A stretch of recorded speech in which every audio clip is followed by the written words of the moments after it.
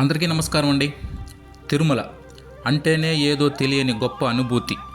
తిరుమల అనేది ఒక ఊరు మాత్రమే కాదు, అదొక కలియుగ వైకుంఠం. ఎందుకు తిరుమల ప్రయాణం అంటే భక్తులు ఇష్టపడతారు, మనం ఈ వీడియోలో తెలుసుకుందాం. తిరుమల అంటే 7 కొండలు, సప్తగిరులు అంటారు. శేషాద్రి, నీలాద్రి, గరుడాద్రి, అంజనాద్రి, వృషభాద్రి, నారాయణాద్రి, వెంకటాద్రి.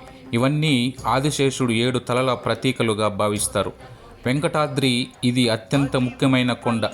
ఇక్కడే సాక్షాత్తు శ్రీ వెంకటేశ్వర స్వామివారి ఆలయం ఉంది. కలియుగ ప్రత్యక్ష దైవం శ్రీ వెంకటేశ్వర స్వామివారు భక్తుల పాపాలను పోగొట్టడానికి తిరుమలలో ప్రత్యక్షంగా వెలిశాడు. ఇక్కడ స్వామివారిని భక్తిగా, కలియుగ దైవంగా, 7 కొండల స్వామిగా, అనాథ రక్షకుడిగా, ఆర్తజన దీక్ష రక్షకుడిగా, అఖిలాండ కోటి బ్రహ్మాండ నాయకుడిగా, అన్నిటికంటే మించి గోవిందుడిగా మనసారా నమ్మి పిలిస్తే మనల్ని అనుగ్రహిస్తాడు. వెంకటాద్రికి సరితూగే స్థానం కానీ, వెంకటేశ్వరుడికి సమాన దైవం లేదని పురాణాలు చెబుతున్నాయి.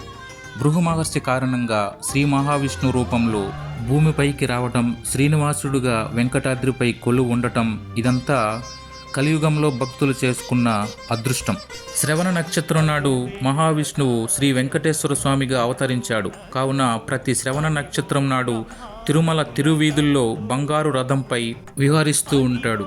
ఈ కలియుగంలోని ప్రజలు చేసుకున్న అదృష్టం ఆయన్ని కనులారా చూడటం. ఓ అఖిలాండ కోటి బ్రహ్మాండ నాయక, ఈ జన్మకు ఇది చాలు మాకు అని ఎంతోమంది భక్తులు మనసారా భక్తితో ఒక్కసారి వినా వెంకటేశం ననాదో ననాద సదా వెంకటేశం స్మరామి స్మరామి అని, స్వామి నీవు తప్ప మాకింకెవరు దిక్కు లేదు, నిన్నే నిరంతరం స్మరిస్తూ ఉంటాం.